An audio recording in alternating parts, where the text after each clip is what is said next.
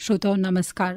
एक बार फिर आप सभी का स्वागत है जम्मू कश्मीर विधानसभा चुनाव के सिलसिले में आकाशवाणी के क्षेत्रीय समाचार एकांश जम्मू की ओर से जारी विशेष श्रृंखला में, जिसमें आज हम आपको जानकारी दे रहे हैं सांबा जिले के अलग अलग विधानसभा क्षेत्रों के बारे में। जम्मू संभाग के दक्षिण पश्चिमी जिला सांबा, जो कि 2006 में लागू किए गए वजीर कमीशन की सिफारिशों के तहत वजूद में आया था। सांबा जिले का गठन 2006 में हुआ था। इससे पहले ये जम्मू और कठुआ जिलों का हिस्सा था। सांबा जिले में कई तीर्थ स्थल हैं, जैसे कि चामल्याल, चिची माता मंदिर, बामूचक और बाबा सिद्ध गौरिया। चामल्याल मेला हर वर्ष भारत और पाकिस्तान अंतर्राष्ट्रीय सीमा के पास लगता है और बाबा सिद्ध गौरिया मेला ये उत्तर भारत के सबसे बड़े मेलों में से एक है। सांबा जिले में 55 किलोमीटर लंबी अंतर्राष्ट्रीय सीमा है। हाल ही में लागू किए गए डिलिमिटेशन के बाद अब सांबा जिले में पहले की तुलना में अब एक नई असेंबली कॉन्स्टिट्यूएंसी भी वजूद में आई है, यानी अब यहाँ 3 विधानसभा चुनावी हलके हैं। जिले के उत्तर पश्चिम में जहाँ पहाड़ी और कंडी इलाका है, वहीं दक्षिण में भारत पाक अंतर्राष्ट्रीय सीमा के साथ लगते क्षेत्र भी हैं। चुनावी सरगर्मियों पर और ब्यौरा दे रहे हैं हमारे जिला संवाददाता।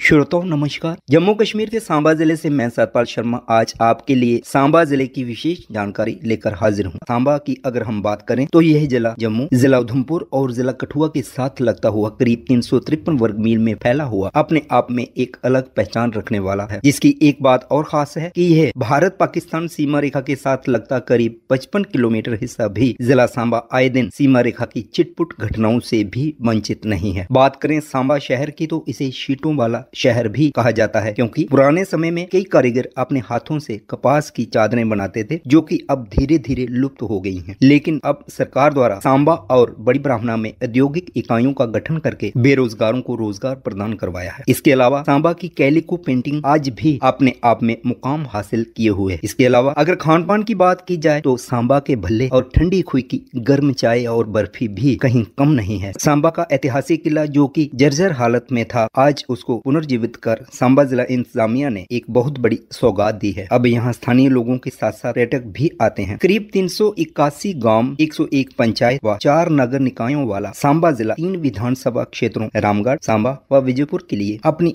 अनूठी पहचान बनाए हुए है। धार्मिक व ऐतिहासिक स्थलों की बात करें तो जिले के बाबा सिद्ध गौरिया नाथ स्वांखा, छोटा काशी नाम से प्रख्यात प्रमंडल, गुप्त गंगा से मशहूर उत्तर बहनी, श्री नरसिंह धाम घगवाल, बाबा शिवोजी गोरन, दाता रणपत देव जी वीरपुर, चिची देवी मंदिर सांबा और भारत पाक सीमा रेखा के पास स्थित बाबा चामल्याल जम्मू कश्मीर में एक विशेष स्थान रखते हैं। वहीं ऐतिहासिक किलों की बात करें तो सांबा किला, महोरगढ़, ढेरगढ़ व भुवनेरगढ़ किले आज तक अपना इतिहास लिए पर्यटकों के इंतजार में हैं। अगर बात करें विकास की तो सांबा जिला इंटरनेशनल मैप पर अपना स्थान बनाए हुए है, क्योंकि विजयपुर में नवनिर्मित एम्स किसी से कम नहीं है। वहीं रिंग रोड, आए दिन नई नई औद्योगिक इकाइयों का खुलना, दिल्ली अमृतसर कटरा एक्सप्रेस वे का निर्माण कार्य आदि शामिल है। इसके अलावा जिले भर में हर घर नल से जल, हर गांव को सड़क से जोड़ना, किसानों के लिए योजनाएं, स्कूलों में शिक्षा में सुधार, स्वास्थ्य सुविधाएं आदि आज हर गरीब को उसके हिसाब से हर सुविधा दी जा रही है। वहीं जिले की बात करें तो जिले में सैकड़ों शूरवीरों ने भारत मां की खातिर अपने प्राण न्यौछावर किए हैं,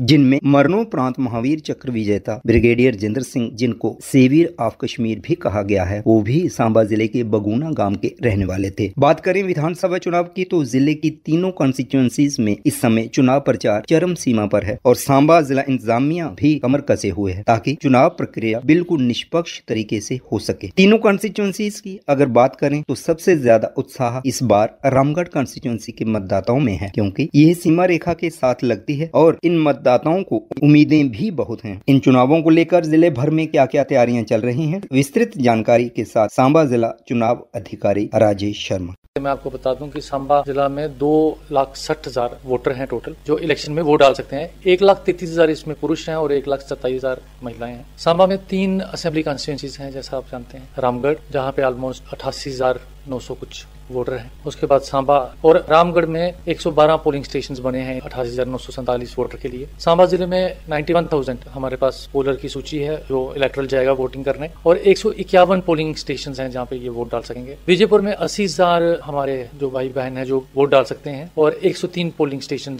विजयपुर में तैनात किए गए हैं, जो बना दिए गए हैं। पोलिंग स्टेशन की मैं आपको बता दूं कि 366 टोटल पोलिंग स्टेशन जो मैंने आपको डिस्क्रिप्शन दी, इसमें ऐसा किया गया है कि कुछ ईयर मार्क किए गए हैं जो हमारे सिर्फ महिलाओं के लिए होगा, जो पिंक पोलिंग स्टेशन जिनको इलेक्शन कमीशन ने नॉमिनेट किया है, थीम भी उनका रंग भी एक पिंक दिया जाएगा। 13 ऐसे पोलिंग स्टेशन है हमारे तीनों कॉन्स्टिट्यूंसीज में। इसके अलावा जो यूथ को हम लगाएंगे, सिर्फ यंग लोग लगाएंगे उन पोलिंग स्टेशन पे मैन करने के लिए, वो 9 है हर कॉन्स्टिट्यूंसी में 3-3। इसके अलावा जो हमारे स्पेशली एबल्ड लोग होते हैं, जो मुलाजिम है, वो मैन करेंगे 7 पोलिंग स्टेशन। इसी के साथ हमारे बॉर्डर पोलिंग स्टेशन हैं, 7 हमारे यूनिक पोलिंग स्टेशन है, 1 हमारा बॉर्डर पोलिंग स्टेशन है। इसके अलावा ग्रीन पोलिंग स्टेशन की कैटेगरी है जिसमें 7 पोलिंग स्टेशन है। उसमें क्या है कि ये प्लांटेशन की होगी बहुत सारी। इलेक्शन कमीशन की दिशा निर्देश के हिसाब से हमने हर पोलिंग स्टेशन पे प्लांटेशन करवाई है, लेकिन ये पोलिंग स्टेशन जो ग्रीन होंगे इनमें ज्यादा दिखाया, इनका थीम जो है ग्रीन कलर का होगा। तो ये भी एक मैसेज भी देना चाहेंगे इसके साथ इलेक्शन कमीशन का कि भाई हमें प्लांट्स लगाने हैं, हरियाली करनी है, ताकि पर्यावरण के साथ हमें कोई छेड़छाड़ करनी है। इलेक्शन पे आते हुए मैं आपको बताऊं कि ये जो हमारे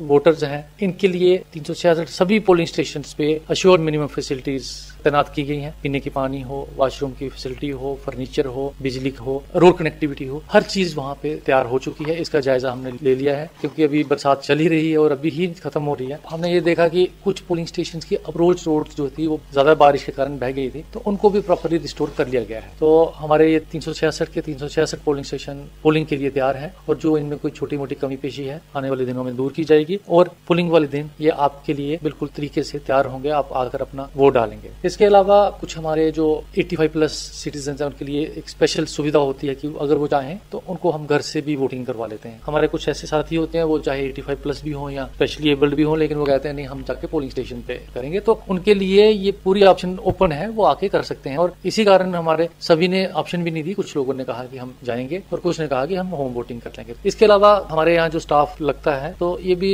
इलेक्शन कमीशन की गाइडलाइंस के हिसाब से 3 कॉन्स्टिट्यूंसीज हैं, तो अपनी कॉन्स्टिट्यूंसी में वो ड्यूटी नहीं देता है। जैसे सांबा का है वो विजयपुर में जाएगा या रामगढ़ में जाएगा, रामगढ़ का विजयपुर या सांबा में जाएगा, अपनी नेटिव कॉन्स्टिट्यूंसी में नहीं देगा। तो उसकी 2 लेवल की रैंडमाइजेशन हो चुकी है और वो स्टाफ के पोलिंग पार्टीज बन गई है, लेकिन उनको फाइनली उन्होंने कहाँ जाना है, क्या जाना है, वो उनको 29 सितंबर को बताया जाएगा। ट्रेनिंग अभी भी चल रही है। इसके अलावा जैसा आप जानते हैं कि हमारा डिस्ट्रिक्ट एक पिक्यूलियर डिस्ट्रिक्ट है जिसमें ऑलमोस्ट 55 किलोमीटर के करीब इंटरनेशनल बॉर्डर लगता है और पास्ट में ये रहा है, कुछ इंस्टांसेस होते रहे हैं कि जब बॉर्डर के दूसरी साइड से कुछ शेलिंग के अटेम्प्ट किए जाए या डिस्टर्ब करने के, तो उसके चलते 34 पोलिंग स्टेशन रामगढ़ कॉन्स्टिट्यूंसी के ऐसे हैं जिनको हमने आइडेंटिफाई किया है और अपनी सिक्योरिटी फोर्सेस, पुलिस हो गई, BSF हो गई, हमारी IB, CID, इन विंग्स के साथ मिलकर हमने 34 आइडेंटिफाई किए हैं और इन 34 पोलिंग स्टेशन के लिए एक कंटिजेंसी प्लान है। कंटिजेंसी प्लान से ये मतलब है कि अगर कुछ ऐसा हो जाता है तो इनको हम पोलिंग स्टेशन को कहाँ शिफ्ट करेंगे, तो वो हमने पूरे उनके प्रावधान रखे हैं। इसके अलावा ये जो बॉर्डर के किनारे पोलिंग स्टेशन हैं ये मोस्टली पंचायत घर या स्कूल हैं और इनमें बंकर्स बने हुए हैं ताकि इमीडिएट हमारा रिएक्शन रहता है अगर ऐसी कुछ पार्सल शेलिंग वगैरह हो, तो उसका भी पूरा ध्यान रखा गया है। क्योंकि बरसात में कुछ कम्युनिटी बंकर्स वगैरह जो थोड़े से खराब थे, रिपेयरिंग की जरूरत थी, तो सफाई को वो इनकी की जा चुकी है, ये भी बिल्कुल तैयार है। इलेक्शन के चलते अब तो आने वाले दिनों में और थोड़ी सी एक्टिविटीज कैंपेन फास्ट होंगी, तो उसमें क्या होता है जाने अनजाने में भी कुछ वायलेशन होती हैं और उसके लिए इलेक्शन कमीशन ऑफ इंडिया के डायरेक्ट इंस्ट्रक्शंस हैं कि आपको उनको इंप्लीमेंट करवाना है जो उनके इंस्ट्रक्शंस हैं। तो डिफरेंट टीम्स हमारी फ्लाइंग स्क्वाड्स बने हैं, स्टैटिक सर्वेलेंस टीम्स बनी हैं, उनको वीडियोस ले रहे हैं वो फील्ड से जहां कोई कैंपेन्स हो रहे हैं, रैलीज हो रही हैं, एक्सपेंडिचर ऑब्जर्वर यहीं पे मॉनिटरिंग कर रहे हैं। कल ही उन्होंने डिफरेंट पोलिटिकल पार्टीज के जो अकाउंट्स थे वो चेक किया आके, जो एक्सपेंडिचर हमारे ऑब्जर्वर हैं, पुलिस ऑब्जर्वर यहाँ है वो सिक्योरिटी की निरीक्षण कर रहे हैं, प्रक्रिया होती है इलेक्शन में वो सारी वो चेक कर रहे हैं। तो इसके चलते ऐसा है कि सांबा डिस्ट्रिक्ट में जो हमारी ये टीम्स डिफरेंट बनाई है, इन सभी को कंट्रोल करने के लिए एक डिस्ट्रिक्ट एडमिनिस्ट्रेटिव कॉम्प्लेक्स में कंट्रोल रूम जो बनाया गया है, मतलब हर समय वो चलता रहता है, एक्टिविटी उसकी चलती रहती है, इनको वॉच करते रहते हैं। और हालांकि कैंपेन रात को तो नहीं होती, लेकिन वो रात को भी एक्टिविटीज जो है वॉच करते हैं और जो दिन की वर्क की जो कलेक्शन वीडियोज उनके पास आती है उनको देखते हैं कि कहीं वायलेशन तो नहीं हो रही है, और जहां कहीं वायलेशन आती है उसको इमीडिएटली एड्रेस किया जाता है, नोटिस निकाला जाता है कैंडिडेट्स को और एप्रोप्रिएट एक्शन जो है रिकमेंड किया जाता है। इसके अलावा देखा गया है कई जगह कैश की